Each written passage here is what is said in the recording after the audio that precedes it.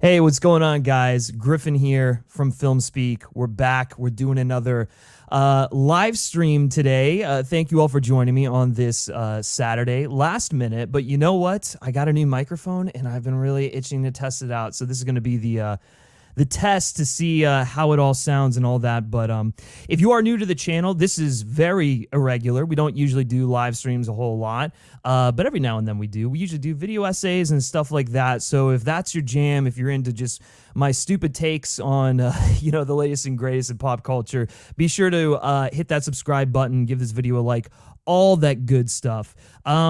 But yeah, we're gonna have a good time today. So send in your questions in the chat. We're gonna, go through as many as we can. Hopefully, have a good time. I'm not doing this alone, though. I did bring on some two guests, some two friends, collaborators. Actually, without them, the videos on this channel wouldn't be possible. First up, we have my good buddy Zach Marsh. Dude, how you doing, man? You've been freaking itching to do one of these. You've been on me about doing a live stream, and we're finally doing it. So yeah. Yeah, I've been itching to be in front of a camera. And in real life, I want to be in front of cameras too. So it's fitting. It's fitting. Yeah. That is my obsession now. So very, very fitting, for sure, for sure. For those of you who don't know, Zach is my writing partner on a lot of the videos here. So we go back and forth, making sure that these things are as good as they can be. So it'll be great, for you guys to get to know him and all that good stuff. He also contributes over on the FilmSpeak website, so go check that stuff out. And then we're also joined by another Zach Domit, otherwise known as Thought Theater, who helps out on the editing side of things. How you doing, man? How's it going, dude? Just been editing the best TASM 2 video that will ever come out. Dude, okay, this is the perfect time to tease what's gonna happen, because we we have a great video coming up. What, on Monday? Is it the TASM 2 videos coming Monday? Yeah, we'll try to get it out Monday. I have a spot. You take up most of it, and then I don't know. Special guest. Can I? Am I at liberty? Well, do we want to tease it now? Do we want to let them know what they're in for now? Let's just say a video essayist who's done a lot with SpiderMan will probably make an appearance at some point. Yeah. You can look forward to that. It's going to be a really good video. I literally just read their section. It's going to be fucking incredible. So I am so excited for that Amazing Spider-Man 2 video, guys. You have no idea. Like, that is, those of you who've been following me for like a couple of years know that is my favorite live action Spider-Man film. And then also that it's something that I've been very I haven't wanted to release anything until I got it right, and we finally were able to get it right. I did a recent rewatch, took extensive notes. Zach helped me out with some of the writing, and it was just, this whole thing is going to be probably my favorite video we've ever done. So Monday, the Amazing Spider-Man 2 video is going to come, and I think you're all going to love it. But it's already the best edited video. I can say that. So? Knowing the editing process pretty intimately. For sure. Yeah. I was gonna actually ask how it compares to some of the other ones, but well, I would just say this one, like, because I know the film so well, that everything that you say has a point in the film that I can pull from. Like, it's gonna feel very involved. Okay, good. Well, this is good. I'm even more hyped than I already was. So let's go in here into the chat and see what people are saying. We got Axel Pedersen in here asking, what do you wish for in Loki season 2? I just want it to be good, and I want them to continue to take risks like they did in the first season. Like, I really liked the first season. I thought it was kind of like bonkers, and they tried new things, and it was I don't know. It's probably the least Marvel-y of the shows they've done so far, for which I've been largely unimpressed with the Marvel TV shows. But Loki, man, I don't know. That show really worked for me. Zach, what do you think? I did pretty much the same. I want it to be good. What I wish for Loki season 2 is that it has Tom Hiddleston, it has Owen Wilson, it has, I forget the actress who plays Sylvie. But I want those 3 actors, and I want it to be good, because I think that Loki is by far the best of the shows so far. I mean, granted, the verdict's still out on Hawkeye, but I'm enjoying Hawkeye, but I don't think it's going to be that level because that, like, I think Loki's incredible. I just think it's incredible. Yeah. It was an incredible miniseries, and now it's going to be an incredible, full run television series. So, for sure, I just wanted to. Yeah, no, for sure. Thought, Zach, what do you? I know you weren't as high on Loki as we were, but yeah, if Loki season 2 can retcon everything they did in Loki season 1, I'd be happy. That's fair. Yeah, that's a conversation, a long conversation for a later point in time. That was funny because I think when we started talking about the Marvel shows, I remember with WandaVision, thought we were going back and forth, just like loving literally everything about that show, and then the last episode, the last fucking episode happened, and it just derailed everything. I was like, if the last episode didn't go the direction that it did, I would say it's the best of the shows, like by a long shot so far. Yeah. Okay, but what about the flashback exposition episode? Like, I don't think that's episode 8 where they. No, episode 4. Episode 8 actually had some character things. Episode 4 was answering questions that we already had answers to. Well, like every time a question can be answered, it can be answered from the perspective of a character that's going to bleed into how they develop. So I think an argument can be made that that was necessary. I don't have references that I can pull from, but that's just like from what I remember. Yeah, the one I know the one you're talking about, Zach. The one in hindsight, I'm not crazy about, just like seeing where the show went. So it sort of does seem like they could have used their time better doing something else in that episode. But, again, that's all in hindsight stuff. But anyways, Kristen Maldonado, good friend of the channel, great YouTuber, great entertainment journalist. She has incredible interviews. Go check out her channel. But she said, what's the new mic? And also favorite holiday movie this year? Ooh, this year? Like the ones that have come out? Because I don't know if I've seen any that have come out this year. But I'll answer your first question. So the mic that I just got is the Earthworks Ethos. And it's one that it's a pretty new mic, but I've been paying attention to Earthworks as just like an audio company for a little while, and they have some killer drum mics. They have there's one that's a little smaller than this and a little less expensive that I had seen other people use before and heard. And then when they came out with this, I was kind of like floored by just like the sound quality of it, because it's a condenser microphone that operates like a broadcast dynamic microphone, so it's got a really nice low end to it. There's it's not as sensitive as most condenser mics, but it's got that really crisp presence to it. So I was looking forward to it, getting that mic, and I got it, and I'm loving it so far. So, but yeah, I don't know. To answer your question about the holiday movies, I mean, just in general, like my favorite holiday movie is probably It's a Wonderful Life, but that's not new or anything. Thought, what's your go-to for Christmas movies? It has been Home Alone forever. Really? Yeah. Oh, yeah. What are your thoughts about the sequels? I mean, everything after 2 doesn't count, but do you like Lost in New York? It's fine. I don't think it's awful. I really just watched the first one, and then that's sort of it, Yeah, I don't know. No, I hear you. That or Elf. Those are my 2 go-tos. Yeah, for sure. Zach, what's your go-to for Christmas? I'll just come out first and say I despise Lost in New York. I think it's just an awful, just retread of the first film. I can't stand it. I can't stand the pigeon lady. It's the one movie Tim Curry's ever been in where I find Tim Curry annoying. Oh, it has a unique distinction for that. Moving on, though, I'm going to set It's a Wonderful Life aside because it is the best. Yeah. And it's just one of the best movies. Like, it's top 10 movie for me.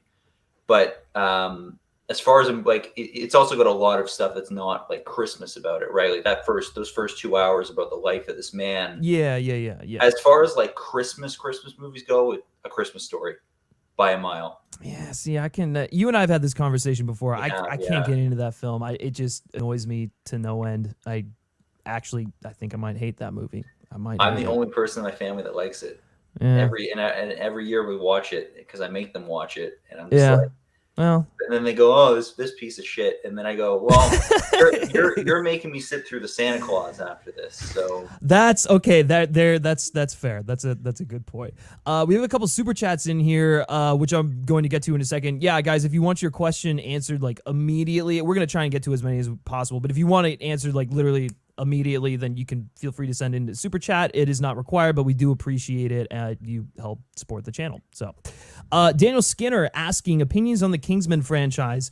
So, I like the Kingsman franchise. Granted, like I'm a massive like Bond fan, so it's sort of like I'm already like primed to at least have some form of enjoyment with it. Love the first one, and I actually really dig the second one more than most people. I think it's just absolutely bonkers and ridiculous in just like the most enjoyable ways. And I've actually seen The King's Man. I can't say anything about it until Monday, I think it is. But yeah, no, I mean it's a fun little franchise. I enjoy it. What are your thoughts on Kingsman? I actually haven't seen any of the Kingsman movies. Oh, well, no opinion. No opinion. Zach, what are your thoughts? The first one's pretty good. I'd even say it's great. It's it's kinetic, unique, kind of spy thriller. It's got that sequence in the church, right? Like that's top tier filmmaking. Yeah, that's great. I don't like the Golden Circle. Most people hate it. Yeah, most people do. The whole drug subtext and stuff I just thought was really clumsy. And I haven't seen The Kingsman. Honestly, I'm not that enthusiastic about The Kingsman. I still think that's a terrible title for a movie. It's just lazy. Beyond that, like all the marketing material, like it seems like this movie is trying to do too many things at once. It looks like one anyway. It's, as Griffin knows, I'm watching like 60 movies this month. It's not among the 60. It didn't get cut, so if I see it, like I'll probably see it in January sometime, but I'm not jumping to buy a ticket when it comes out. Yeah, I don't think it's gonna crack your top 10 without saying anything. But we have another super chat in here from Cinemageddon Reviews. Thank you so much, man, for sending that in, and thank you, Daniel, for sending in the previous super chat. What were your thoughts on the film adaptation of Dear Evan Hansen? I have not seen it. I probably won't see it just from all the stupid stuff that I've seen online. I don't really care to support it either. I just think it's kind of a gross story that's like, why is this a thing? Like, it's one of those stories that I'm like, how did this work on stage, and why and like get lauded for being this like incredible musical? I don't know, but from everything that I've heard, I don't think any of us have you seen Dear Evan Hansen? Unfortunately. Okay, so you can attest that it is absolute dog shit then. I would have rather spent my time rewatching a movie that I knew I didn't like than finding a movie that I hated. So. Oh yeah, great, good stuff. Yeah, correct me if I'm wrong, but like you're basically watching this film, and it's like watching the origin story for a villain that you're supposed to like root behind. It's the weird, music right? is so manipulative in the movie that the people who did like it, when they're like, "Why'd you like it?" and it's like, "Oh, I felt great. The music was good." And then like you break down what the character is saying, and you're like, "This is a bad guy." Like, don't root for him. But. Yeah, I can't get over Ben Platt.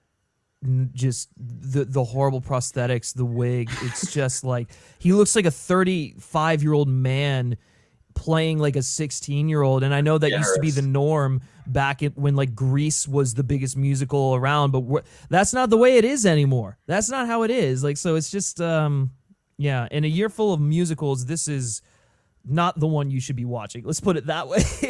that's generous to say he looks 35. That's kind of yeah. How old would you say he looks? 60. How old is Ben Platt? Do we know? He's almost 40, I think, isn't he? No, I think he's in his 30s, early 30s. Would you see him with like? Here's the thing: would you see him not looking like a high schooler? He doesn't look that bad or that old, but yeah, I don't know. They should have just pointed a camera at him. They should have. Yeah.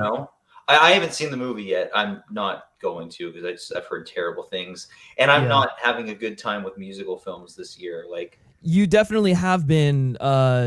You haven't been digging them. I think you're gonna like West Side Story. West Side Story though is gonna. I think that's gonna be the one to win you over. And also thought you're gonna like West Side Story too, just from like the magic trickery they pull with the cameras and stuff like that. It's really good. I'm already obsessed with that top-down shot where they have the crisscrossing shadows. I'm dying to know how they did that. Yeah. I'd love just like a whole. I hope Spielberg does an audio commentary for it. I doubt he will because he's Spielberg and he's this late in his career. But like just or just some sort of like interview with was it Kaminsky or because I forget his cinematographer's name. Kaminsky, who's. Oh my God, he's one of the best in the business. He's fucking incredible. But this is probably some of his best work for real.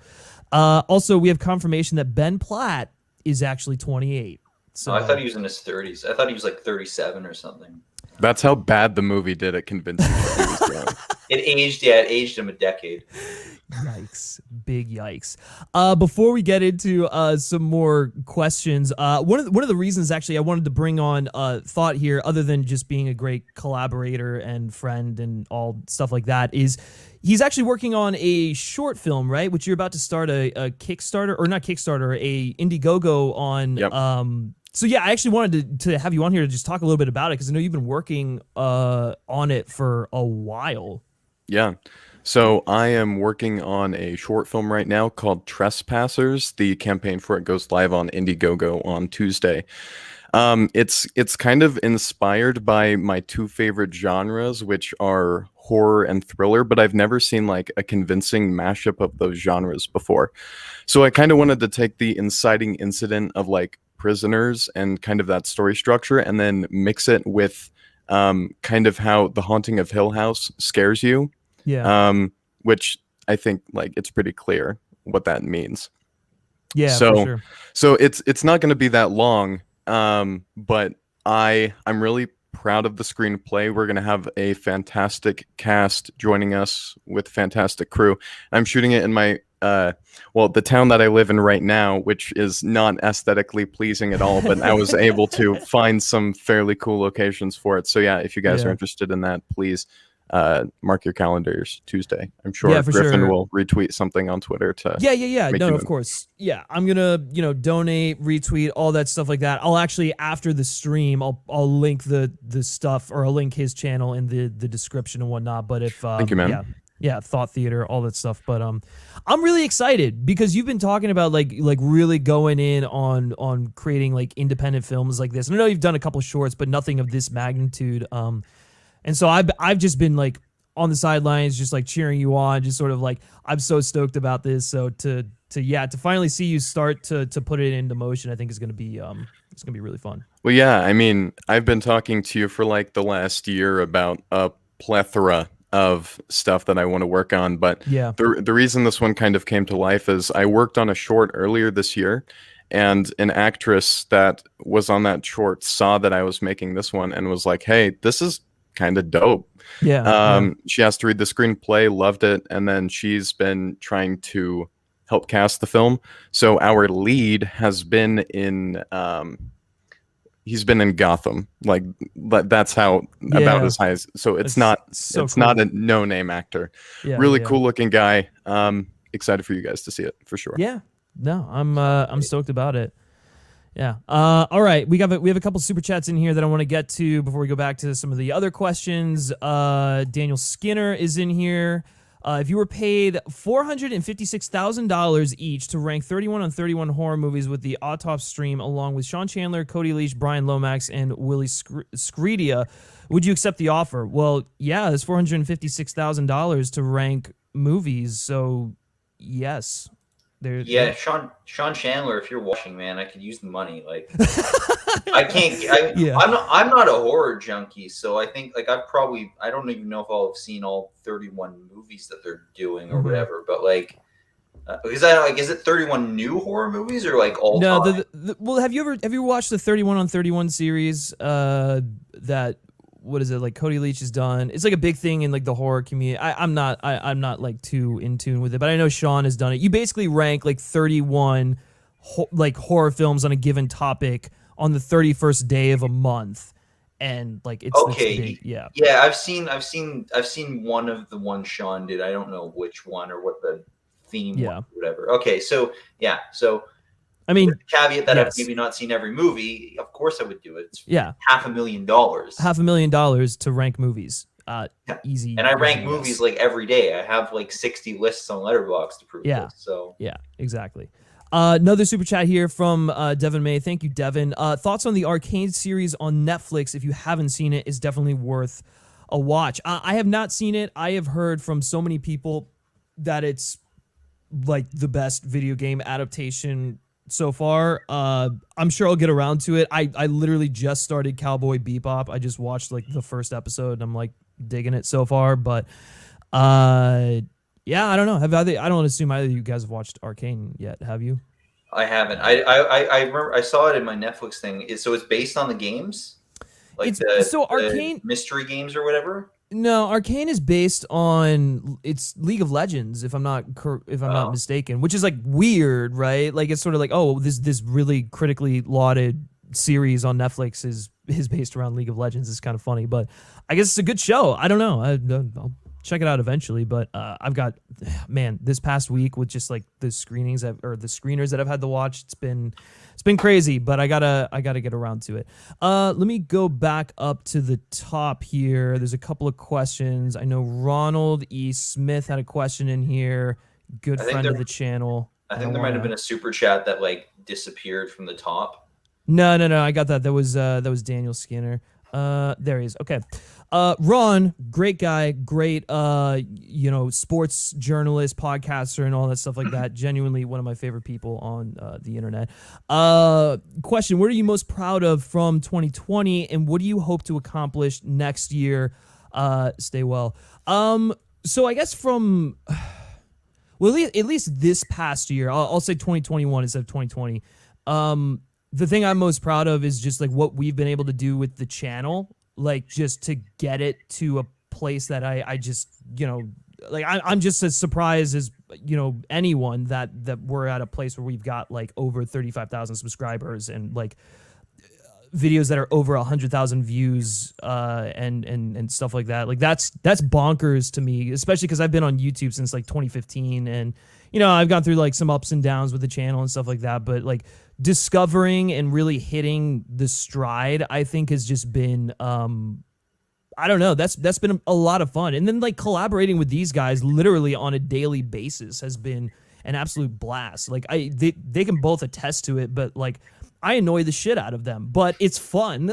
I enjoy like the creative process. I don't know if you guys can speak to it. Thoughts starting with you, but.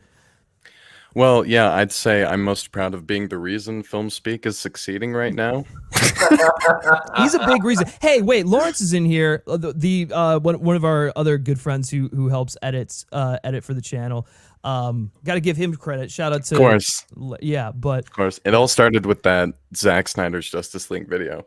That is true, and that was like a video that I was like literally about to sit down and start editing, and then your computer broke down. Yeah, my computer broke down, hence why I'm using a new Mac Mini right now, and you came in, saved the day like a superhero, and that kickstarted this collaborative process, which is insane. It's been really good though. Yeah, honestly. Yeah. I mean, you do piss me off a lot, but it's fine. I try to be as not you're flexible. I'm flexible. I am. Yes. Yeah. But Zach, I don't know about you. How's the whole process been for you? I'll answer for 2020 and 2021. So 2020 is simple. It's the top 10 films article that I put together for FilmSpeak. Oh yeah, you really knocked it out of the park with that. That was awesome. It's specifically the banner at the top of the article. Like, from the man who doesn't do graphic design. Yeah, I'm not a graphic designer. Like it's a really slow process for me. I don't have shortcuts and things like that. Like I'm very, the process is wonky for me, and the way that turned out with like having to find the FilmSpeak typeface by dragging it from another photo and making FilmSpeak Presents and putting the images. Like I'm very proud of that banner. I'm very proud of that article. Yeah, and I'm looking forward to replicating that at the end of this year with our 2021. Yeah. Which, before you go any further, I know there was a question in here about asking if we're going to do like a top 10 best films of the year list. I don't know if I'm going to do a video on it. I mean, I'll do like the montage that I do like every year that I edit, the supercut. I'll do that, but I don't think we're going to do a video on it. It'll probably be on the website side of things. The compilation of everyone who contributes over there, the top 10 list. So yeah, check out filmspeak.net like early January for that list. But anyways, should be New Year's Day. New Year's Day. Yeah. That's what I think's coming there. Yeah. Yeah. All right. Let me go through here and find a couple more questions. Okay. Devin May also going back to the top, asking, what's your hype level for Spider-Man No Way Home? Can you keep your expectations in check? Well, luckily, my hype level is not very high. I don't think the movie's going to be very good. I will gladly eat my words if it manages to surpass all expectations, but I just think from everything I've seen, even the marketing, even the weird just like way they're handling the screenings and all that stuff like that, like only showing 30 minutes of the movie, like what is that? I think it's just going to be a really messy movie that's like, a guilty pleasure to pop on. Look, as long as Andrew's in the film, then I'm all in. But I don't know. We'll see. Thought, what are you thinking? Well, much like you, I could care less about the film, but the fact that, I mean, even potentially Andrew being attached is enough for me to say, yeah, I'll see it. Yeah. I think the premise is broken from the start. No thanks to Loki. And, we'll see. Yeah, for sure. Zach? I'm like, it's not any of the fault of the movie, but I'm like a 7.5, maybe an 8. I was a 10 up until like, I don't know, up until I guess What If. I'm a gigantic MCU fan. I go, like, I see all the movies. I started watching the shows from WandaVision at least. I just feel like COVID, like, and part of it's COVID's the problem, but like releasing 4 movies and 5 shows in 1 year, it's been too much to keep up with. And like What If was god awful. I will put that out there. I think What If is one of the worst television shows ever made. Yeah, it was pretty bad, except for that Doctor Strange episode. I agree. Yeah, but they undid that. They undid how amazing that ending of that episode is, because it just feels like all the goodwill that I have with that episode is gone. Even. Yeah, for sure. So, and then like I feel like I've gotten bombarded. I still haven't seen Eternals. I don't even know if I'm gonna see Eternals like in a theater. I might just wait for it to go on Disney Plus, like I did Shang-Chi. So yeah. But it's not the fault of No Way Home, but it's my enthusiasm is dipped because of what's going on in the rest of the MCU.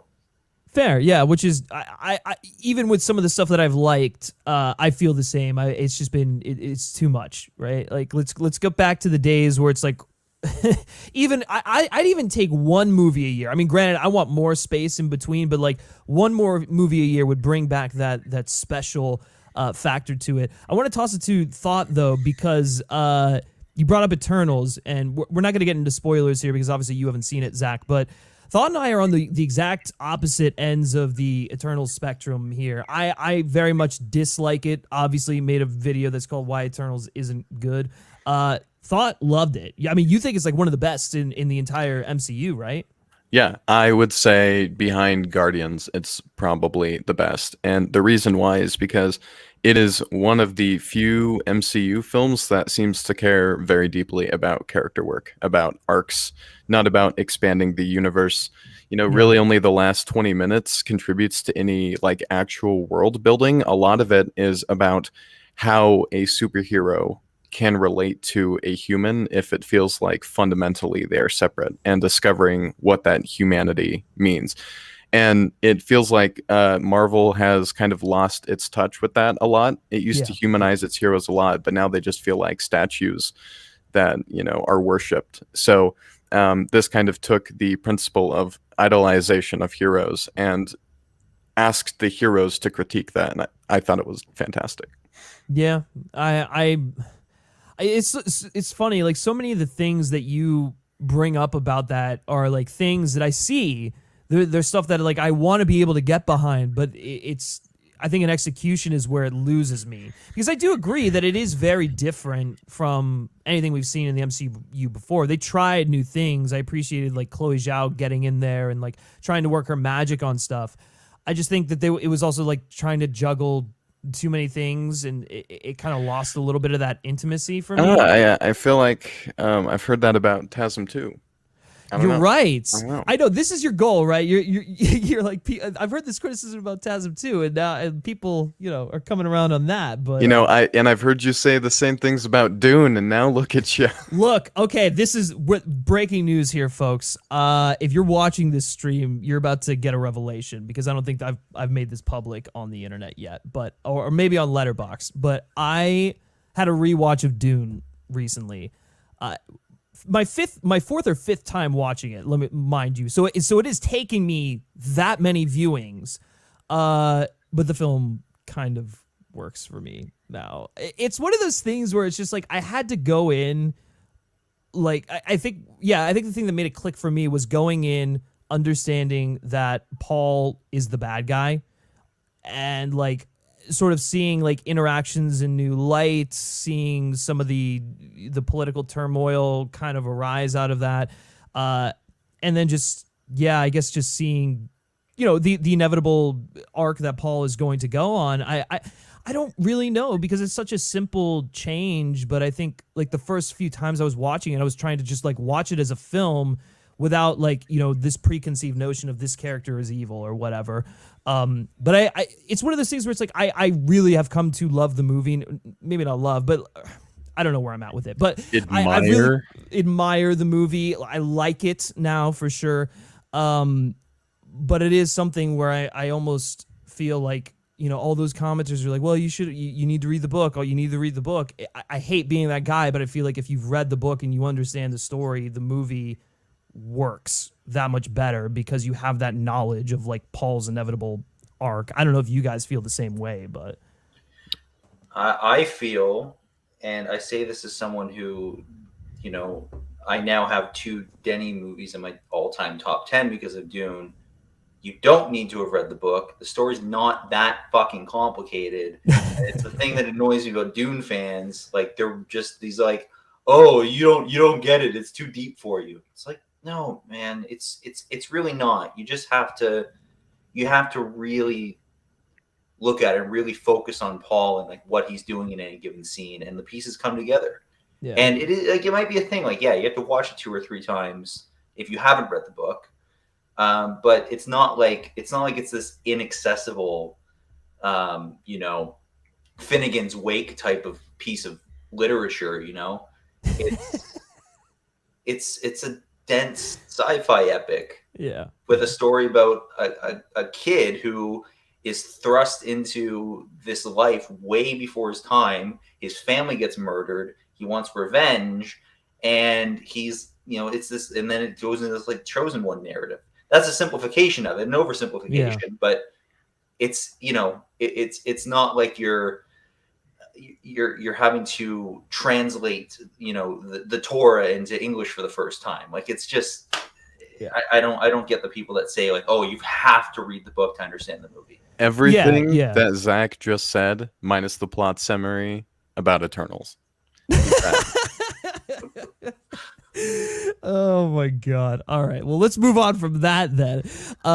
Real quickly to both of you, what do you think is the best movie of 2021? Thought we'll start with you. I need to not go first. Okay, Zach, I need to think on that. Well, I played my hand. I mean, obviously it's Dune, but the funny thing is I've gone on a journey with this because Malcolm and Marie came out in January. Top 30 film for me. That's got to be the best of the year. Then No Time to Die comes out. That goes even higher in the list. And I'm like, okay, there can't be 3 films that are in like this kind of, and then Dune comes out. And I have a feeling, because what everyone's saying about it, and I'm a giant Paul Thomas Anderson fan, Licorice Pizza is probably going to end up being in there too. So right now it's Dune. That you never know. That could end up being Licorice Pizza if it's really that great. Right. So I mean, for me, it's pretty easy. The only film that's come close to topping my list was Nightmare Alley. Del Toro, just obviously a master of atmosphere, practicality, production design. I think it's one of Bradley Cooper's best performances.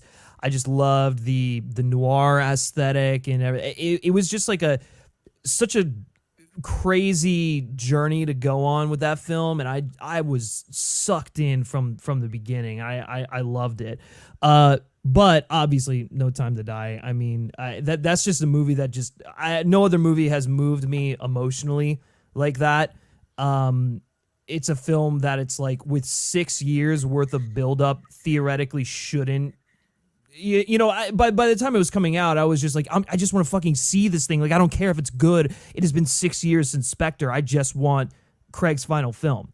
And it exceeded all of my possible expectations. I mean, like, it subverted things in a way that was tasteful and respectful to the franchise, while pushing it in new directions. And my favorite thing about the movie is that it is unabashedly Fleming. It is such an Ian Fleming story. It's a great, semi adaptation of the novel You Only Live Twice, which I don't think enough people realize that.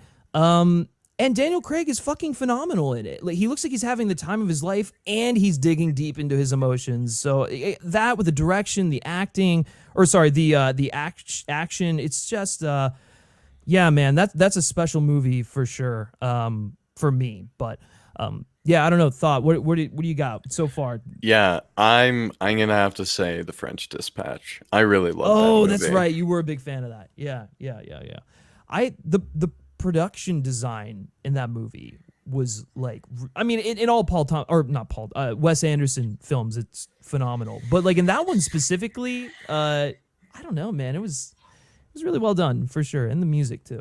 Yeah, the painting scenes were fantastic. The painting scenes were great. The what was your favorite of the three stories? The one about the painter. Oh, okay. It was. Yeah. I thought that was the most entertaining. The one about the detective was fun as well, but I thought it was just all three of them played very nicely off of each other. Yeah. Zach, what was your favorite of the three French Dispatch? I have a complicated answer for this, because I think in execution, I think the story about the detective, but I think on paper, the story about the painter is just really intriguing. That's a really good way of putting it. I probably agree. That it was just really fascinating and stuff, and it had amazing moments. Like, I think all three stories have amazing moments in it. I just find that I would have rather had, and I think I said this to you, Griffin, I would have rather had any one of those stories be a Wes Anderson film than have all three meshed into one film. That being said, if Wes Anderson's next movie is not done in the style of that animated car chase, I would riot. I know that animated car chase is like one of my favorite things I've seen. Yeah. It was actually my least favorite part of the film. You didn't like it? I'm very alone on that. It's not that I didn't like it. It's just that I don't know. It didn't work for me, I guess. Yeah, no, that's fair. Jeffrey Wright in that third story was fantastic. I couldn't get enough of him. I saw a meme before The French Dispatch came out, and it said, "Never give Wes Anderson a black character because he couldn't do it right." And then I feel like this movie proved that wrong. Like, he seemed to have no problem with that at all. Oh, I had not seen that. That's really, I thought it was, the handling of Jeffrey Wright in that film was incredible. What the hell? Isn't the guy who sings all the Bowie songs in Life Aquatic black? Yeah. Yep. He is. That's the best character in a Wes Anderson. It is the best character. Weird. Yeah, very strange. Monsieur Gustave is the best character, but question here from Charlie Jeffrey Hood. What's your excitement level for Nolan's Oppenheimer movie? I mean, like, I'm fucking stoked out of my mind for it, because one, it's a Nolan film, and two, I feel like this is the story. Like, if you read the book, The Nolan Variations, this is a point in time in history that was sort of like the impetus for Tenet and the villain's plot there, and the weapons of mass destruction and all of that. And so this is clearly something that that's been on his mind for a while. And so I think getting to make that with Cillian Murphy, as the lead, is going to be fucking incredible. This is going to be a really, really good movie. Oh, sorry. Zach, we'll start with you. My thought. So I have two things again. A 10, just as far as how much I want to see the movie, because it's Nolan, and I did like 6 different school projects on the Manhattan Project and nuclear testing and whatnot. But I'm also kind of salty, and I'm at a 0 because I'm not in the movie. Okay, Zach. Well, like, what the likelihood of you being in that movie, really? Well, yeah. Well, you never know. I just Yeah. Nolan should have looked harder. That's all I'm saying. Yeah. Fair enough. Thought. What are your thoughts on that? Well, I'd say my hype, like I'll be there opening night, obviously. Yeah. I think it kind of signals still a little bit of hope in the industry. Like when is the next time you're going to have people rushing for opening seats for a historical drama? Like that doesn't happen very often, but Nolan has proven that he can be creative, and Dunkirk was fantastic. I can't wait to see what he does here, but my hype level's also at a 0 because I'm not the one directing it. So we'll see what happens. Both of you. We should team up and make our own Oppenheimer movie. There we go. Yeah, I'm curious how that would turn out. We can call it Floppenheimer. That's what would happen. God damn it, I hate all of you. Okay, Rooster Booster, did you watch Power of the Dog? If so, what is your opinion? Thought, you haven't seen Power of the Dog, have you? Clifford? No, I haven't seen Power of the Dog yet. It is on Netflix. You should definitely check it out. But I'll go first because I'll be quick on this one. I have seen it. I like it. I don't love it. I need to rewatch it because I'm still sort of like sorting out my feelings for it. But I mean, it reminded me a lot of like a PTA film of Phantom Thread specifically, without having the same impact that I think that film necessarily had. I mean, Jane Campion is one of the greatest, the great filmmakers. Like she's incredible, especially when considering, she hasn't made that many movies. And so, Kirsten Dunst in this is amazing. Benedict Cumberbatch is really good as well. Cody Smith-McPhee gives an incredible supporting performance. It's a film that I gotta sit with a little more, and I gotta rewatch. But it was good. It was good. Zach. So unfucking believable. But like what my initial reaction, I think I told you this, was I thought this could be better than The Piano. I've settled on the Piano is still Jane Campion's best movie. I think my biggest complaint, it's not even a complaint, it's a nitpick, is I don't know that the movie needed to be like visually, like they needed to divide it into 5 acts and tell you. I think that's the one thing I would change about it. But I was enthralled from like literally the first shot of those. I think it's like the shot of cows with like duck picking up. I was like, holy shit, she just made a modern day heaven. She's making a modern day Heaven's Gate, isn't she? And it has that. It kind of veers into like Days of Heaven, which totally different film. Right. And it's funny because I messaged you when I was like halfway through it, and I was like, dude, this is amazing. It reminds me of these. And then you're like Phantom Thread, and I was like, what the fuck do you mean? What are you talking about, Phantom Thread? Yeah, and then you get to this a thing happened, and I was like, oh, that's what you mean by Phantom Thread. Yeah, so, yeah. It's incredible. It's an incredible film. It's definitely one of the best of the year. And I was surprised because I wasn't sure. Like I think it's the first time in like 13 years she's made a feature film. And I just wasn't sure. I wasn't sure because I didn't know a lot about it. I knew it was a Western. I knew it was Benedict Cumberbatch, and that was about it. And it really surprised me. It wasn't my biggest surprise this year, but it was probably second or third in that sense. Yeah, for sure. I got a couple super chats here that I skipped over, so I'm going to try and get back to them. Daniel Skinner, opinions on The Omen, Poltergeist, Exorcist, Shining, Blair Witch, Insidious, and the Conjuring franchise. That's a lot of movies, so I'm going to each of us are going to pick one of those, and we'll give you our thoughts on it. This year's 31 from the Autopsy Stream. I haven't watched the Autopsy Stream, so I can't really give you my opinion on that, but in terms of those movies, I mean, The Exorcist for me is like one of the greatest horror films of all time, especially when you take into account when it came out, the impact that it had, I I know it's kind of like funny to laugh at it now, especially some of this stuff, but like it still holds up, I think. Yeah, I mean, just like iconic music, iconic shots. Yeah, I mean, I don't know. That's just a film that I always gravitate towards when it comes to horror. But do you have any opinions on any of these movies? Yeah, I have a somewhat controversial take here. I think Oh. all 3 Conjuring films are fantastic. That's my take. A lot of people didn't like the 3rd one. I thought it was great. Oh, dude, I thought the 3rd one might have been the best one. As did I. Yeah, it was super effective, and like the emotional stakes that I think some of the new elements brought to it, and just the story in general, like it was less. I don't know. It was still supernatural, but it felt like more grounded in a sense, especially, going off of the second one, which is a little more heightened with like the. Well, I love the second one. I think it really leans into it and does a good job. But I think also those expectations kind of played against this one because they really did want to tone it down a bit. So I don't know. Yeah, for sure. Zach, do you have an opinion on any of these movies? Okay, here we go. Okay, just The Omens. The Omens never worked for me. Poltergeist is good. The Exorcist, I'm with Mark Kermode, is one of the best movies ever made. What was there? The Shining is really good, but also kind of overrated. It's definitely not one of Kubrick's best. The book's better. I agree with Stephen King. Not everything was done great. I hate the Conjuring movies, 1 and 2. I haven't seen the 3rd one, so there you go. Dude, watch the 3rd one, man. It's good.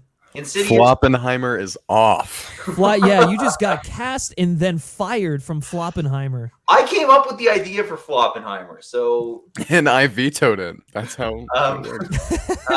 Insidious, whatever, fine, and Blair Witch, I despise. I despise what it did. Oh, I love the first one, man. The first one, I know I've told this story on streams before, but the first one always worked for me because it was technically supposed to take place in this fictional area that was around where like I grew up, and I think it was like shot around there too in Maryland, and so I think having that just extra layer of like authenticity to what's going on in like familiar environments just kind of added to the creepiness of it. I think I agree with Zach here. I've never really been a fan of Blair Witch. I think Lake Mungo is a better Blair Witch than Blair Witch. Oh, I've never seen that. I still see that too. I hate found footage, man. There isn't a single found footage movie I've ever seen that I don't think would be better. I thought the same until I saw Lake Mungo. Okay. It does found footage way better. So none of you guys are big Chronicle guys then? Isn't Chronicle found footage? Yeah, it's found I haven't footage, seen it. Yeah, Chronicle's okay. Yeah. I think the thing with Chronicle is it's found footage, but some of the shots are very like they kind of cheat because it's being filmed through the camera, but it's like these wide angle shots. It's very like, cinematic. Kind of like Project Almanac. Yeah. Okay, Axel Pedersen, what are your 3 favorite videos you have made? Well, if we're gonna trust Thought Theater over here, then The Amazing Spider-Man 2 is gonna top that list for sure. But since it hasn't released yet, I will say that script is probably one of my favorite scripts we've done. But since that hasn't released yet, The Quantum of Solace video is probably my favorite video we've done so far because it was so dense, and like my good friend Brody and I, who I do all the Bond stuff with, we worked so long and hard to make that as like definitive as possible to put up a solid defense for that movie. We know people aren't going to agree with us, especially on a movie like that, but yeah, that one is definitely one of my favorites. Zach, do you have a favorite one that we've done? Yeah, well, it's easily the Casino Royale video for me. Oh shit! Yeah. Casino Royale one was because really it just with the amount of effort that went into it, and it turned out perfectly. I would say though the best video on the channel predates my involvement with the channel. I still think the Waves video is the best video we've ever done. I think we've come really close to that, but I think that is just a perfect video. And my third would be the F9 video, because it's just us shitting on one of the most god-awful movies of the past at least decade. Yeah, if not really longer. Bad. Yeah. You know, to no end. It's just us ripping on it. So, and also, I mean, it's the most successful video we've made, which is stupid, man. That is so stupid. I don't know how that happened. It is really stupid. It is. Like, yeah, I don't know. Thought. What are your picks? Well, number one is definitely going to be this TASM 2 video. Okay. Because I have some involvement in it, not just editing. Right. You will hear my voice in the video. And then I don't know, for just FilmSpeak isolated, I think my Tenet video is pretty good. No, your Tenet video is good. I also really like my Tenet video too. We bonded over Tenet, right? Wasn't that one of the first conversations we had? Yeah, outside of the fact that you made your Tenet video after I made mine and took talking points directly from it. No okay, hard feelings. I did not take talking points from your video. That is not true. Sure, man. And then probably the Casino Royale video. That's a good video. Yeah, that was a good one too. No, your Tenet video though was great. That was an incredible. I mean, that thing fucking blew up too. Still the most viewed Tenet video essay. Yeah. It is. It's a good one too. All right, let me get down here. I think there were a couple other questions. Oh, there was a super chat here. From Braxton Merzlock. Thank you for the super chat, man. What's a movie you'd like to see either a reevaluation or a better iteration, like 2010 True Grit, Planet of the Apes trilogy? Well, obviously, TASM 2 is getting its reevaluation, so but taking that out of the equation, I don't know. Do either of you have an answer to that? Well, I don't know if I quite understand the question. Are they asking like what needs a remake? Like if there's a movie that sort of like kind of missed the mark the first time, not that like the Planet of the Apes trilogy or sorry, the original Planet of the Apes or the original True Grit missed the mark, but this is at least how I'm interpreting it. So like, what is a movie that maybe didn't get the credit it deserves when it first came out and deserves a reevaluation, or what is a movie that had potential, missed the mark, and is in need of like a remake to make it better, I guess? That's a really good question. Yeah. Of the 2010s? Or is it just whatever? Just whenever, yeah. That's sort of what I'm taking it as. But I don't know. Do either of you have an answer? I've got one. I've got a kind of convoluted one, I guess, but it's because Moonraker the film is its own thing. Like it has very little to do with the novel Moonraker, which like it takes, the villain's name is Hugo Drax and James Bond's in it. That's basically it. Yeah. I think, and I'm not a big fan of that movie, but I really think that they need to do an adaptation of Moonraker, an actual adaptation. Like fucking the fact that Gala Brand has never been a Bond girl in a movie is ridiculous. It's insane that they've never used that character. And I just think that the story, I think the whole Bond lifestyle is like on top form there. It'd be really interesting to see him just kind of cruising around London and like enjoying meals and like really being this kind of cultured snob. And then like the spy story kicks off. And like, I just think the fact that like we haven't gotten a good Moonraker adaptation. I'd also say I wouldn't be opposed to another film I wouldn't be opposed to another film of Live and Let Die, because I also think that's far removed from its source material. Even though I think that movie is really good, those are kind of the two Fleming. Like as far as an overall novel, I think that's kind of the one remaining thing that they haven't done is a lot of material from those two books. So yeah, that's my answer. Moonraker's a good pick. While you were giving that eloquent answer, I still have yet to think of anything, but I don't know. Thought, did you have a? Yeah. I think people need to take a second look at Contact, the 1996 movie. I think that's absolutely fantastic. Probably my favorite sci-fi film of all time. And here it comes. I think SpiderMan 2, the Raimi film, is not a good movie. And I think, Wow. I think people need to look a little harder at that story. That's fair. I don't think it's perfect, but I think it gets a little overhyped, but I think it's a great I think it's a great Spider-Man. I would be happy to talk to you about the multiple plot-breaking instances in that film. I'm gonna wait for that debate, that conversation for you guys to have that. That sounds interesting. I can't think of what.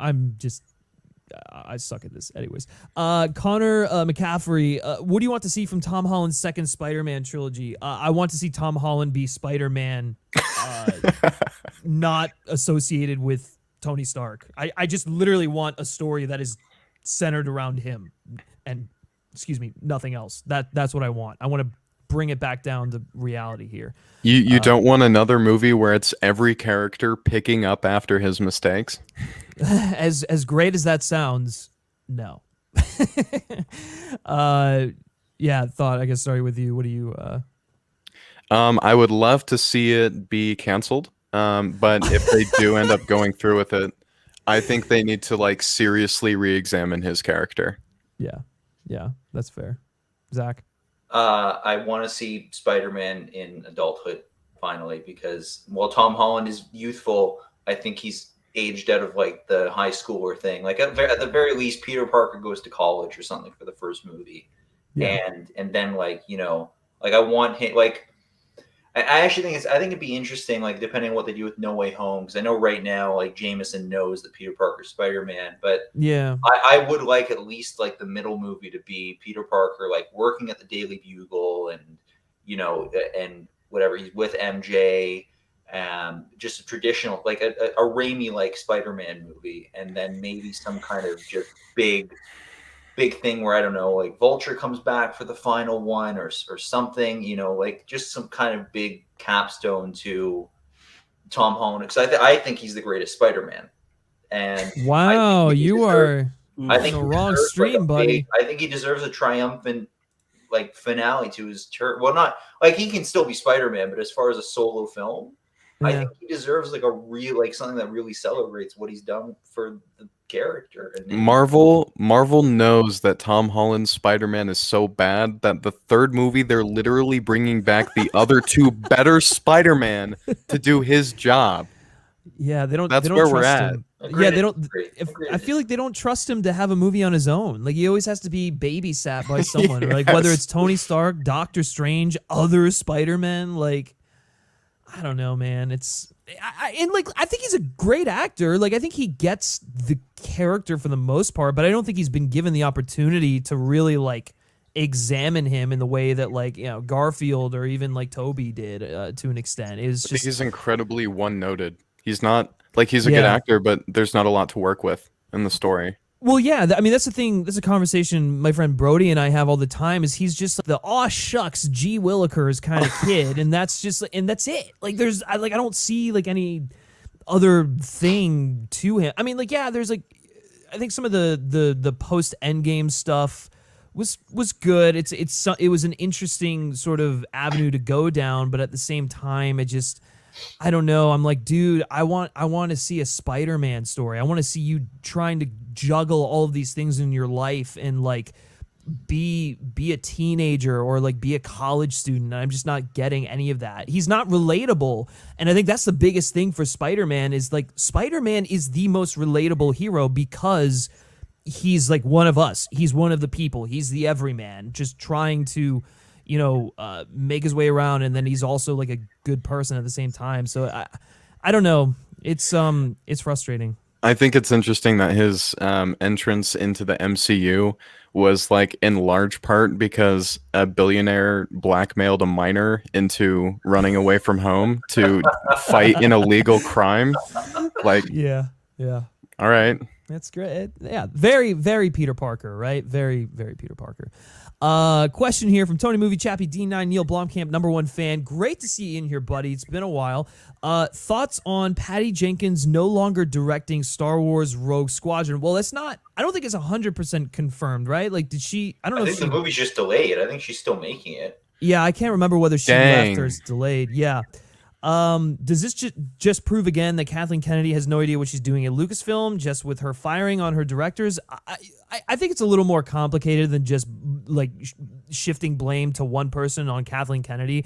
I think Kathleen Kennedy has done a lot of things wrong with this Star Wars stuff. I also think that she's done some things right, like bringing on, you know, Rian Johnson or someone like that to make a Star Wars movie, regardless of how you feel about that film.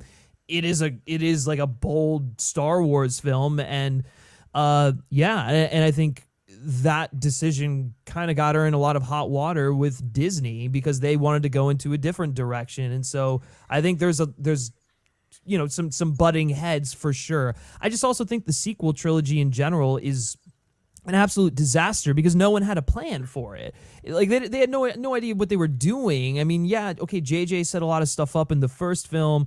Ryan went on and kind of did his own thing with it, and then like Rise of Skywalker, they're like, no, we hated what Ryan did, so we're gonna go do something completely different. And it's just like it's a series of movies that just contradict one another, and it's a disaster. It's a giant mess.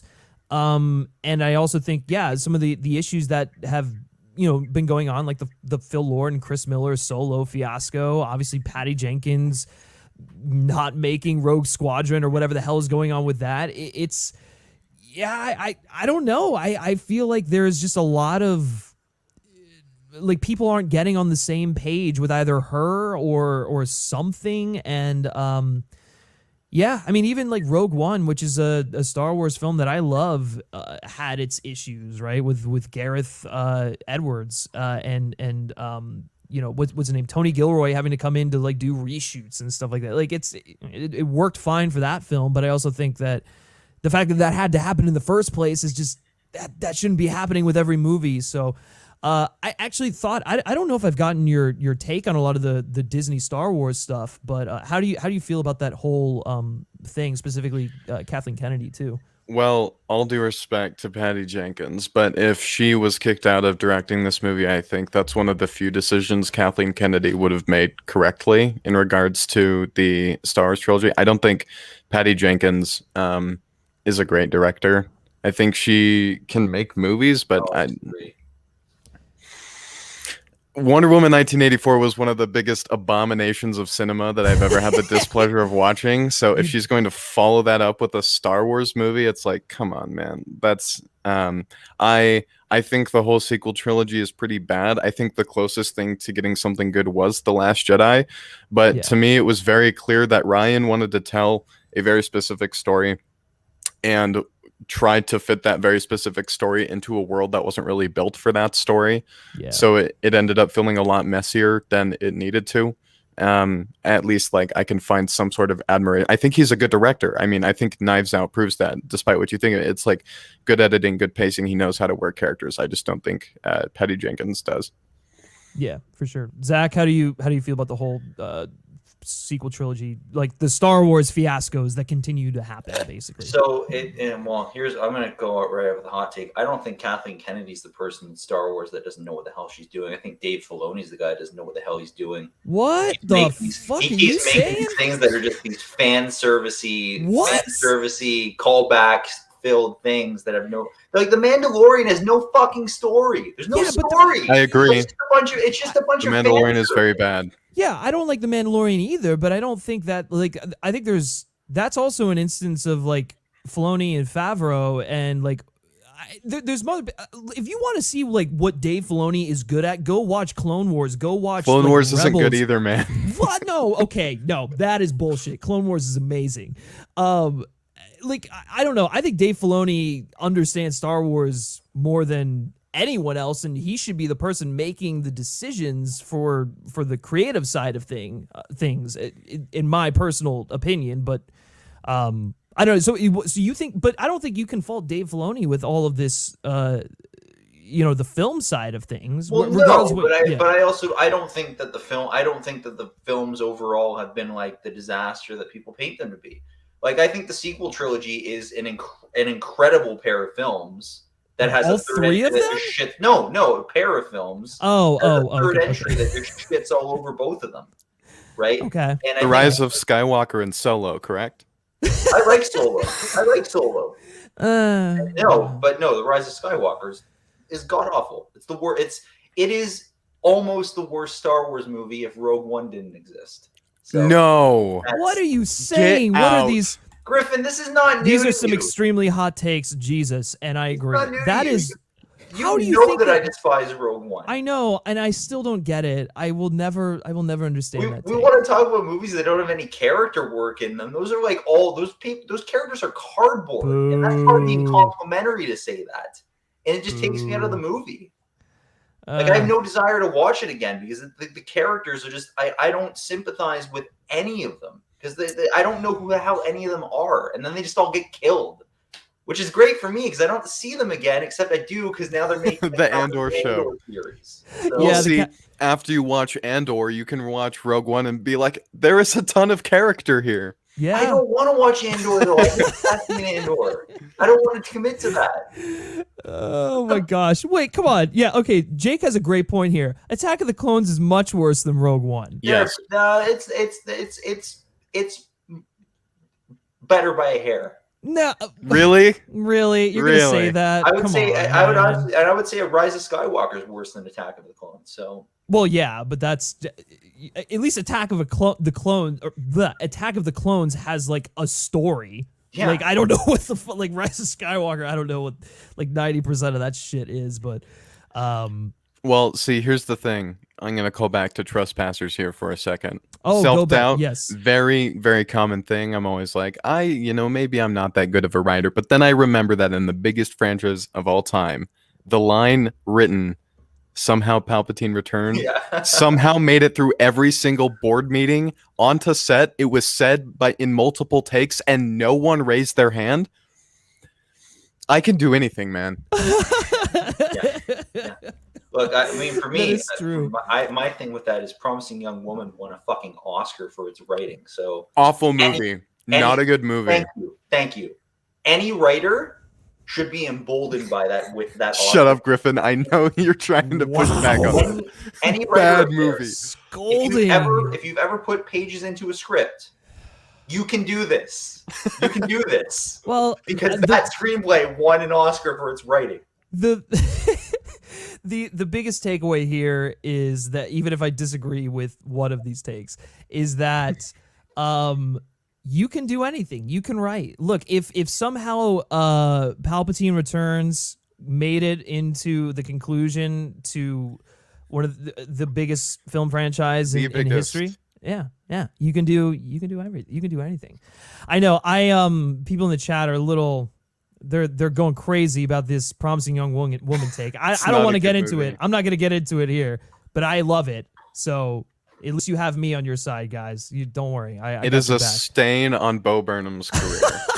It's a stain on Carey Mulligan's career too. I don't care. I love Bo Burnham in that film. He was so good.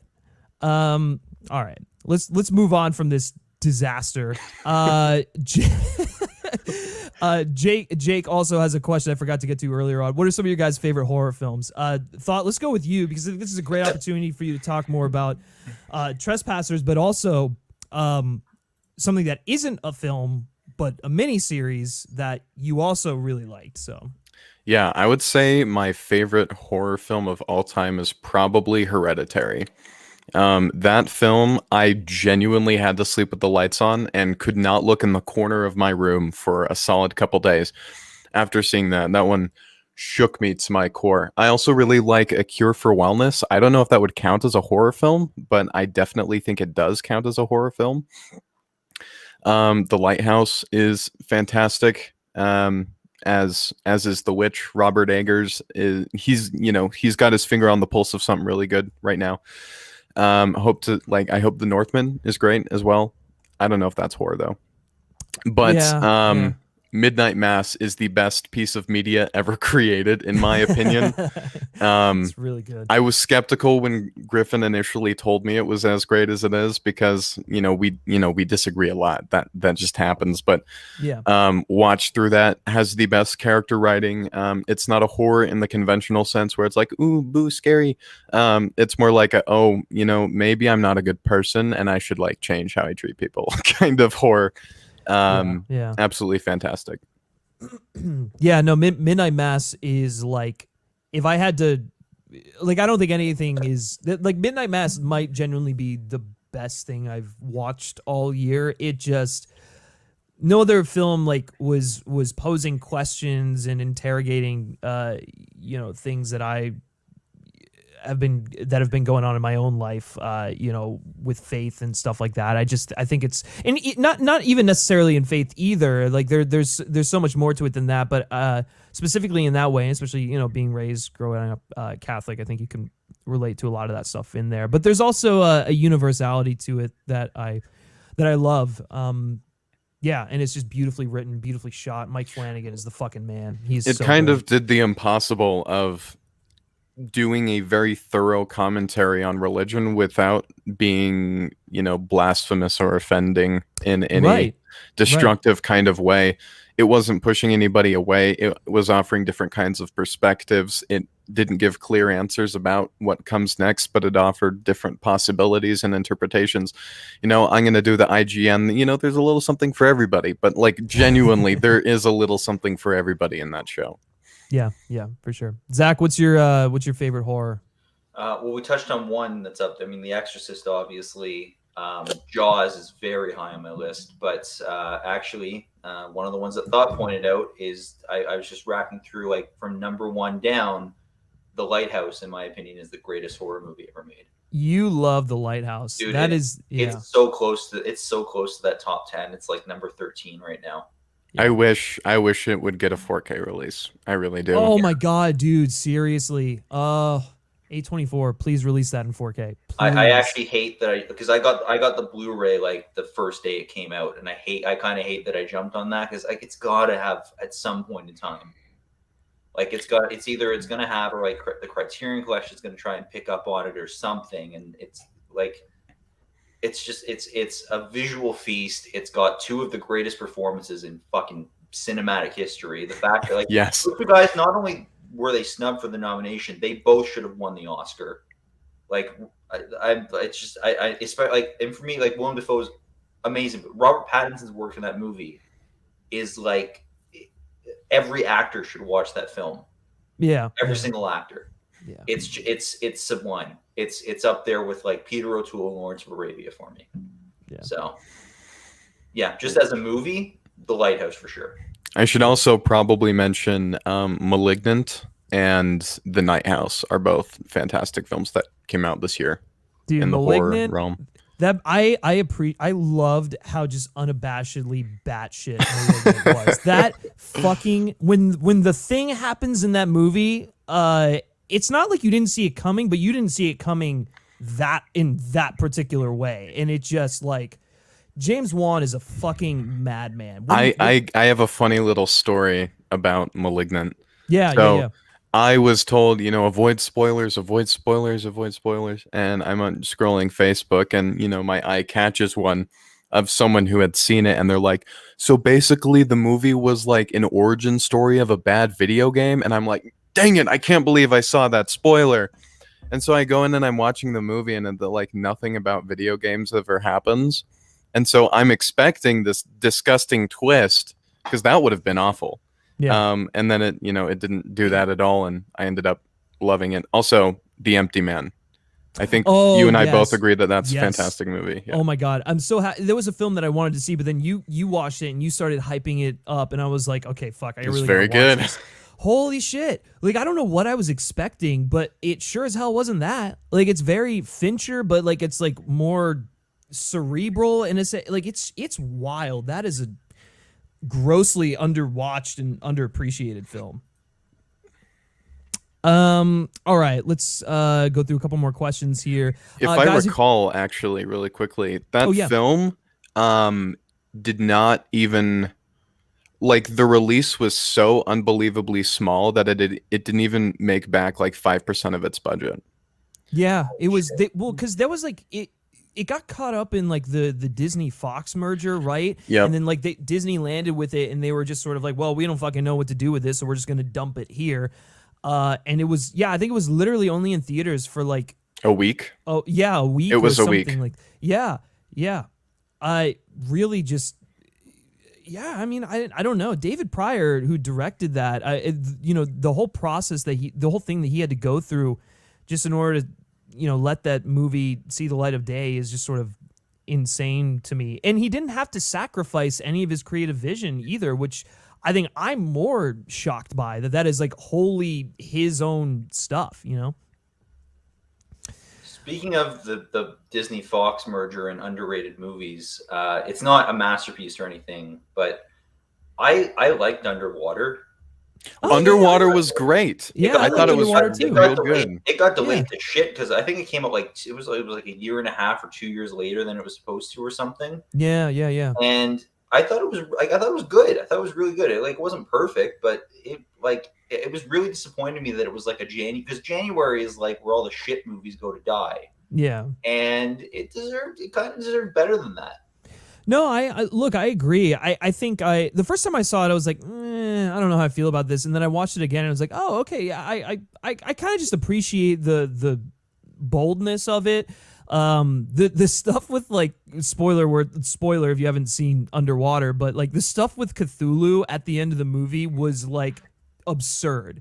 That was so I didn't even think that they were gonna go there. Then they go there, and it's just like, wow, okay, we're doing the this. Same energy as the end of 10 Cloverfield. It is the same energy as that. Yeah. Just the only bonkers. good Cloverfield movie. Yeah, You don't fantastic like the first? movie. Either of you guys don't like the first one? No, I know. Wasn't that directed by Matt Reeves? Yeah. I think that's another movie that it would have worked better if it wasn't handheld. It just takes me out of it in a big way. But Dan Trachtenberg, the guy who directed 10 Cloverfield, he has not directed a single film since. I know. What the hell's up with that? He's so good. I think he's just like, it was a fluke that he even directed it in the first place because he came from a short film on YouTube. That's right. And then this got rave reviews. I mean, if I was in his spot, I would probably be very paranoid to pick up the mantle again and, completely wreck. Yeah. That's a good point. I thought it was great because it didn't give a shit about the first movie at all. Well, yeah, it wasn't written as a Cloverfield movie. That was a decision by J.J. Abrams at the last bit where he's like, the alien thing happens and he's like, franchise. And so they add the shot where it's like 10 Cloverfield Lane. It originally wasn't a Cloverfield film at all. Yeah. That's why it was good. We have a super chat in here from Ryan McQuaid. Thank you so much, Ryan. Really appreciate that, buddy, and all the hard work you do. You're a great guy. And then his question that was not attached to there, but is who do you want Denis to cast as Fade Routha in Dune Part 2? If I'm not mistaken, that's who Sting plays in the Lynch one, right? Lynch version. Well, if we're to believe the rumors, that should Barry be Keoghan. Barry Keoghan, and I'm very, very on board for that. Big Barry Keoghan fan. Yeah, I love Barry Keoghan. Barry Keoghan will be great. I have full confidence in Denis' casting. If I were to pick someone just kind of out of nowhere, I'd kind of be interested in which Sarsgaard plays it. Bill, yeah. Bill Sarsgaard. He's a little tall for it, but I just think that would be really interesting casting. And he has the same kind of lankiness that like Sting had when he played him, but a much better actor than Sting is. Same kind of Barry Keoghan type stuff. I really hope he's Joker in the Batman. Barry Keoghan? Yeah. Yeah, that's honestly an inspired choice that I hadn't even, like, he's not even someone I would have put on a list for Joker actors. Same. Yeah. But once you see it, like, it's like, oh, this guy, like, if you've seen The Killing of a Sacred Deer, this guy could be Joker. Yes, for sure. Speaking of just random Barry Keoghan movies, did either of you guys see the Irish crime film that he did called, was it Calm with Horses or like Shadow of Violence or something like that? Not yet. I do want to. It's really good. It was him and then this actor Cosmo Jarvis, and it was just like, I don't know, it was one of the better like crime thrillers I'd seen in some time. I don't think it got enough credit, but Barry Keoghan is excellent. And then obviously, American Animals is fucking amazing. I love American Animals. He's amazing in The Green Knight, and he's in like 60 seconds of the movie. Yeah. The not good movie that is The Green Knight. I hate you. I have no comment. I just have no words. we're gonna start to wrap things up here, guys. So send in your final questions, and then we're gonna close things out. So if you got some good ones, yeah, send them our way. Certain Vids is in here. Good to see you, CV. What is the single greatest line ever spoken by Samuel L. Jackson on screen? I think it has to be from Deep Blue Sea, right? What's the line that he says before he dies in that film?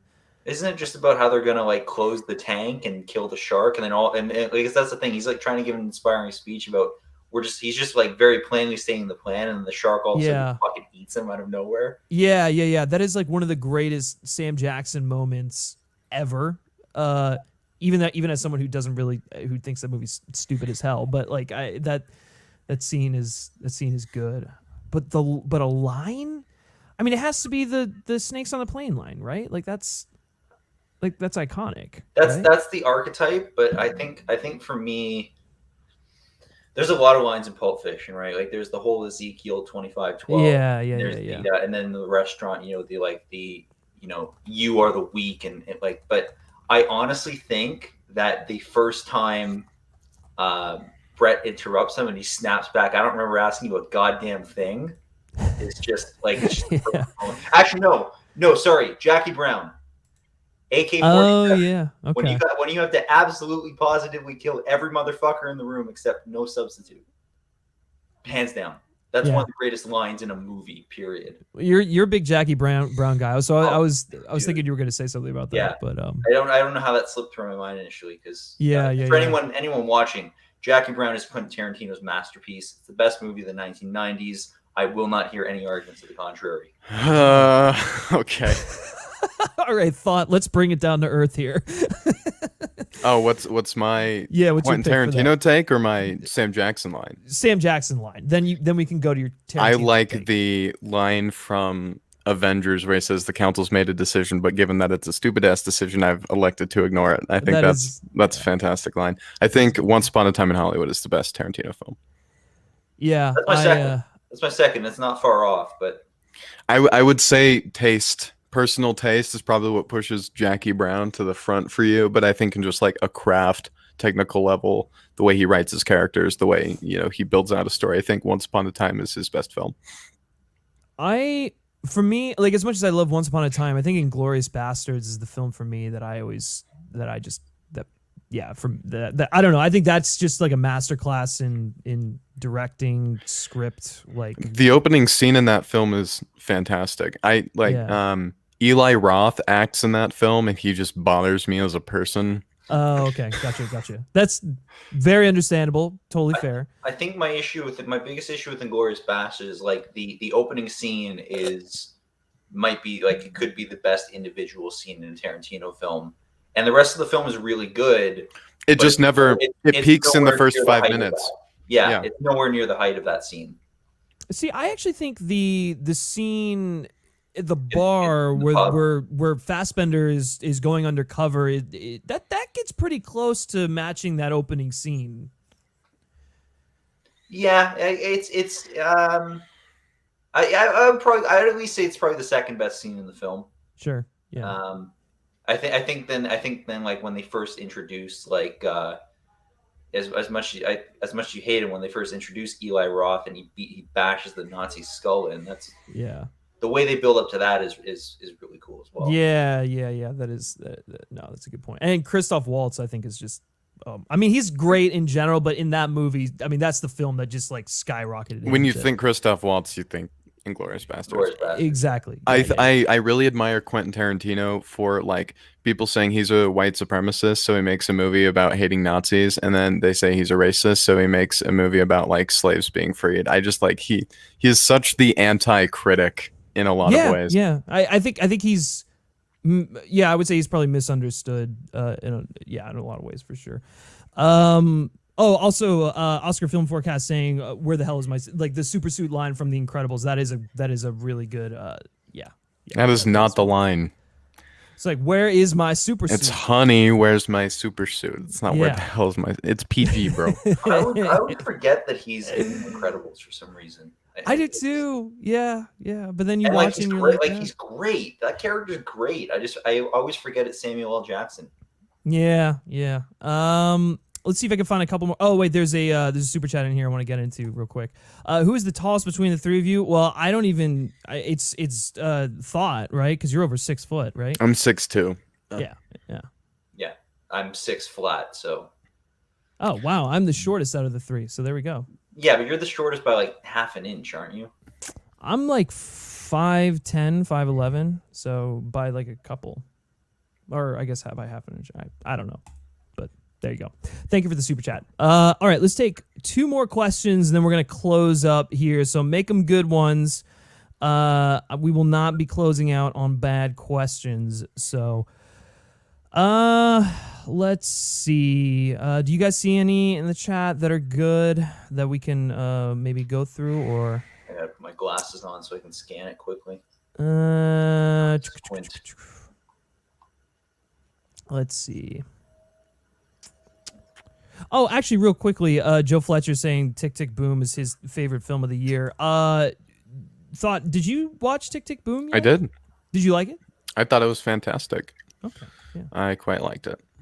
Yeah. Yeah, I thought it was great. I mean, I actually Andrew Garfield, he would be in in my 5 actors like for a best actor nomination. So, but like I think that's the kind of musical film that I want to see. Almost exclusively, I don't just want to see a musical adapted to the screen, right? What Tick Tick Boom does with its source musical, where the songs are like interspersed into the story, like he's essentially performing the songs as a recounting of the story, and then we see the story on screen, is so much better than just like, a scene's happening in a movie and the characters are talking to each other and they suddenly just burst into songs, or worse, they have their conversation in song. Like, it works on stage, it doesn't work the same way on screen for me. So yeah, I thought it was amazing. I don't know, I didn't know that much about Jonathan Larson beforehand.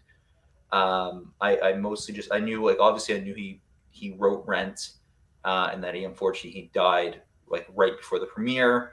But that was most of what I knew about him, and I think it was just to learn about this person who had a monumental impact on the arts was great. And then it's spearheaded by an incredible performance. Probably Andrew Garfield's best work.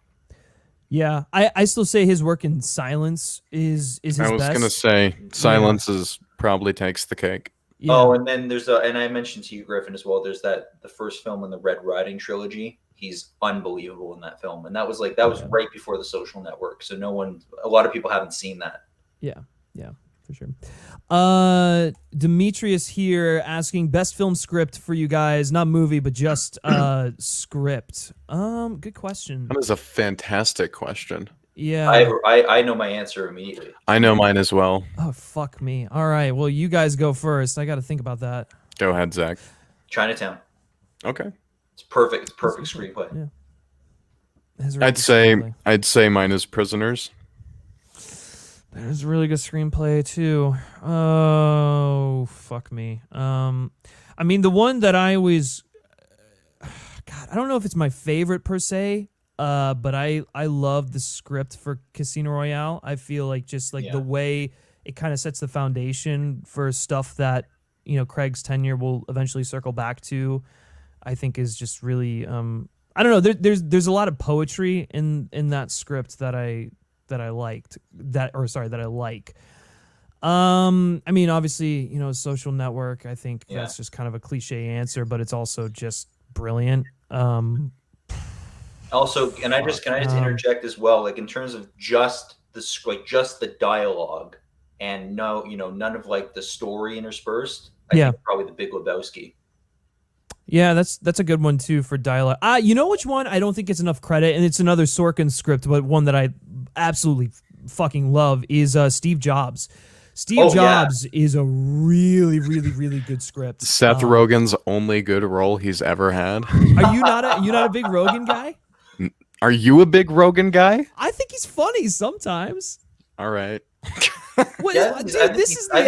I think he's good at playing Seth Rogen. I think I'd agree that this, like, Steve Jobs is the one time where he really really branches into something else. Oh, for sure. Yeah. Like no questions asked there. But like, I don't know, man. So, like, I like Pineapple Express. I like This Is the End. I think so. Here's where I'd go with Rogan. I'd say Rogan is what a lot of people criticize Will Ferrell for, in the sense that he can take a funny moment and he just pushes it way farther than it needs to go.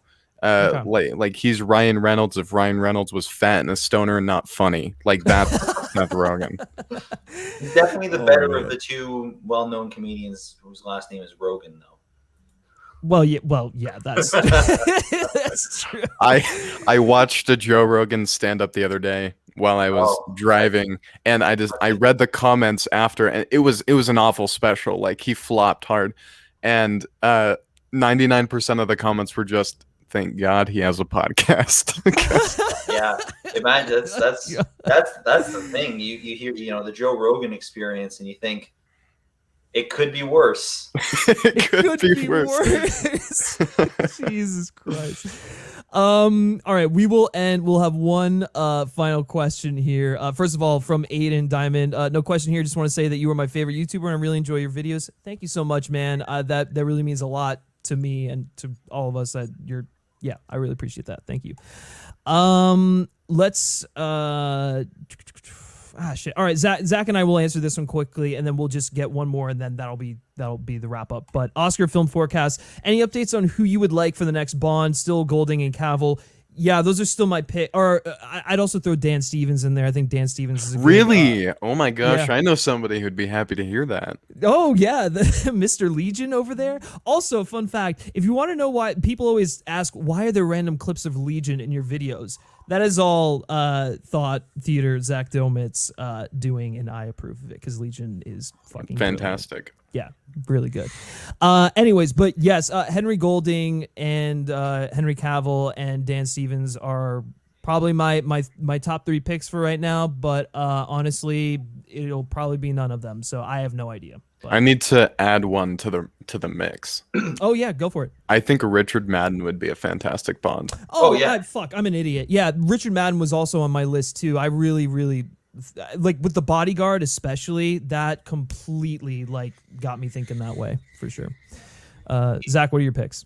Yeah, I've been team Richard Madden pretty much from the beginning. I don't think it's gonna be him. I think Eternals kind of wrecked it for him. I think he just became just too big with Eternals. It's not the performance. I think his star rose just too high. Like, they're very particular about that. They always have been. Every time they pass Bond. And I do, and second that, Henry Golding. My caveat, though, I don't think either of those guys are perfect. Like I think it's a weird thing where I didn't think we had like the guy until someone brought up, and I forget his name, but he's the bad guy in The Invisible Man. He's in like Haunting of Bly Manor. That guy. What is it? Oliver Jackson something. Yeah, Oliver Jackson Cohen. Oliver Jackson Cohen. I saw a photo of him. He was just sitting behind the wheel of some classic car. He had on like a white, dress shirt and tie, and he was just a little bit of like 5 o'clock shadow. Yeah. And I saw that photo and I was just like, how did I not think of this guy? Well, part of it was because I didn't realize he was British, because I don't know if he's doing British accent. I think he's Scottish. It's Scottish and Blind Man. Yeah. I have the photo pulled up you're talking about right now. Do you? Yeah. Probably the same photo. Can you share it real quick? I wonder if I can share your screen or something. I need to. Let me just see if I can like send you the. Do you have Discord pulled up? I don't, unfortunately. That would make things a lot easier. I know. While you're doing that, though, what the hell was I going to say? Oh, speaking of like people who've worked with Mike Flanagan, who I think would be great Bonds. I think Raoul Coley would be an incredible Bond as well. And he was also saying that he would love to do it. So I think the pitfall I run into is there's a bunch of people who I think would have been amazing 10 years ago, 15 years ago. Yeah, like Michael Fassbender. Fassbender would have been unbelievable if he was cast like when Daniel Craig was cast. Yeah. I think he's a little too old for the role. I feel the same way like Idris Elba. He's for me, Idris Elba's like, I think that's that's a good, yeah. But that's like that's like, if you turn that shirt into just a solid sky blue shirt, you're looking at James Bond in that photo. Like it's insane. I think that's the closest an actor's look to the character since Dalton was cast. Yeah, that's a good point. I mean, well, I think Craig gets pretty close to that. No, Craig has the eyes and everything. It's just, but just like Dalton is a 1-for-1 pull from the pages, and there's a sketch that Ian Fleming drew, looks exactly like him. Yeah, for sure. What were you saying, Thought? Yeah, I don't like Timothy Dalton. I'm done. We're gonna move on. We missed a super chat, so technically we have two more. I keep saying we got two more questions, but we did miss a super chat. So Devin May, thank you for sending that in. Best animated film of 2021 for me, it's Encanto. Let's all unanimously agree here: Mitchell's versus the Machines. Yes, sir. That's the only one I've seen, so technically, that's all yeah. we need to see. But I've heard people saying Encanto's unbelievable. Actually, I need to change my answer. It's the Addams Family sequel. Wow. No, I'm joking. It was awful. Wow, the sequel to one of the worst animated films of all time. Yeah. No, yeah. I mean, Mitchell's versus the Machines was that. Oh my god, that brilliant film. Unreal. Speaking of really good scripts, that has an incredible script. That is the scene where it's the flashback of the dad taking the moose off of the post at the house. That was the best scene in the movie. Yes. Very good. That is so good. Oh my god, yeah. That would be so good. Yeah, that was so good. Yeah. All right. Last question here. I had one and then I lost it. Where the fuck is it? Okay. Dylan Kessler saying, "What is the most beautiful looking movie?" No pressure. I think I know Zach's answer for this one, but well, what do you think my answer is going to be? Lawrence of Arabia. That's where I'm going, but like 2001 has always competed with it. Blade Runner 2049 really competes with it, and that might actually be my answer. But you know what? I think Dune might have actually taken that crown as well. Like that Dune, it's a little tough, too washed out for me, but it's tough. I mean, I don't think Dune is trying to be beautiful. Well, I don't disagree with that. I'm just saying, like, I think, like, symmetrically, like, framing wise, it's like impeccable. It's so well shot. Greg Fraser is a genius, but I think there are other Denis film. If we're talking about Denis specifically, like, I think like Blade Runner 2049 looks a little bit better. Arrival looks incredible. Prisoners, fucking Sicario. Sicario's great. Now that I've floated the four movies in I'm kind of leaning Blade Runner 2049. Okay. Although we want to talk about symmetry in films that are beautiful, I mean, we got to talk about Columbus. Yeah, that's one of the best looking films ever made. Columbus is so good. As far as black and white goes, I think Belfast is one of the best looking films ever made. Belfast is a really good, specifically in terms of framing and symmetry as well. I think that's a really, I like the way that film is shot. I just think they got like even just the way that the contrast is in that film and everything. It's just really, it's really well thought out. Sure. Yeah. Thought, what do you got? Well, Blade Runner 2049 was already mentioned, so I'll do one that's kind of slides under the radar for a lot of people, and that's Macbeth 2015.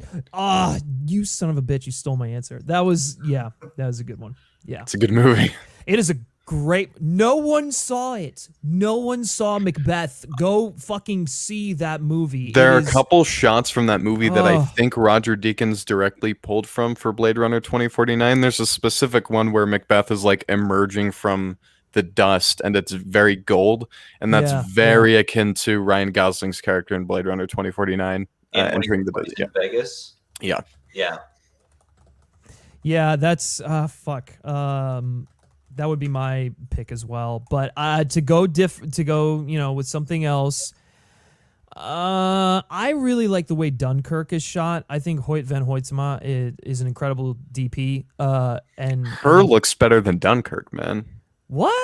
I mean, like, Her looks gorgeous, but like I think Dunkirk is just like the probably the prettiest looking war film. Oh no, you know what? Nope, I take it back. 1917. 1917. Yeah. That I had to unlock that for a second. Yeah.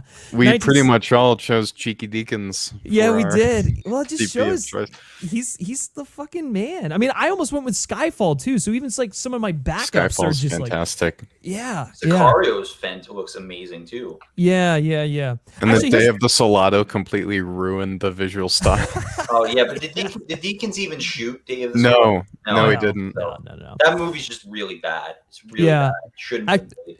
Yeah, actually, I question for you guys: what is the closest digital has come to looking like film? Because I think for me, my answer would be Skyfall, but I don't think we've quite hit that that mark just yet. The closest digital has come to looking like film. Yeah. It's definitely. I'll say right now, it's definitely not a case where they went out of their way to try and make it look like film. Like, I'm sorry. Mank is definitely not the answer here. No. They went overboard with like the you can't mix a red sensor with digital grain. It's just that will not fly. Yeah. I don't know. I think Deacons has been shooting on digital since I think it was True Grit. Oh, I thought you shot Oh Brother Where Art Thou on digital. No, he did. He did. Actually, that might be my answer. Because they shot that in, I think it was Georgia, and it was ridiculously green, but they had to color grade it really intensely to make it look all like washed out, and kind of in the process gave it the corruption that film looks like. So I'd say, Oh Brother Where Art Thou comes pretty close. That I didn't even think about that. That is a good pick. I think wasn't Little Woman shot digitally, like the Greta Gerwig? I'm not convinced. Yeah, I don't think so. That looked too authentic to be digital. I think she shot on film because Lady Bird was shot on film too, wasn't it? Yeah, it was. Lady Bird. I think Greta shoots on celluloid for sure. Yeah, no, I think for me it's Skyfall. I think there are shots in there that they do a great job of emulating that the texture of film. The scene of him running through London. As Judi Dench, Marine Tennyson, it's unbelievable. Little Women, in fact, was shot on film. Was shot on film. Okay. Wait, Zach, was your answer? Oh Brother, Where Art Thou? Yeah. Okay. I could lean towards that too. I could. It helps. It was like a transitional kind of film. So it was. Country for Old Men looks pretty. I mean, I don't know if they're going for the film look. Right. With that movie, but it has the same kind of texture for it at least. Yeah, for sure. And with that, guys, that is going to do it for this impromptu live Q&A movie. Ask Me Anything, whatever you want to call it. Thank you all so much for joining us here, and thank you to my two guests here for joining me as well, Zach Marsh and Zach Domit. Zach Marsh, let's start with you first. Where can everyone find you on the interwebs? I believe I have the StreamYard window open right now, but I believe I have at Zach B. Marsh next to my name. Yeah, you do. That is where you can find me on Letterboxd, Instagram, and Twitter. I would say follow me on Letterboxd. I talk about movies and I log everything I watch. And you can see I sometimes just spontaneously review a film I haven't just watched, and I'm always writing there. Twitter, you should only follow me if you're like a sensible person who makes sense. You might not enjoy my politics. And Instagram, I barely use. So that's just if you want to see a couple extra photos of my face, and maybe you'll see a new one like once every 9 months. Follow me there. But it's Zach B. Marsh on all 3 platforms. Boom. There you go. And Zach Domit, Thought Theater. Where can everyone find you? Also, plug your film again. Yeah, so you can find me on YouTube at The Thought Theater. I'm on Twitter at ThoughtTheater1. But my handle right now is Zach Donut, to make fun of my last name. And you will find me promoting my film everywhere starting Tuesday on Indiegogo. That'll be on Instagram. It'll be on Twitter. So wherever you find me now, you will find me there then. Thank you, Griffin. Yeah, for sure. Yeah, of course, man. Thank you guys for coming on. And seriously, go support Zach's film. It's going to be, I mean, look, he's an incredibly talented, not only editor, but like cinematographer, writer, director. I mean, he's the whole package. So when he drops the Indiegogo campaign on, was it Tuesday, you said? Yes, Tuesday at around noon.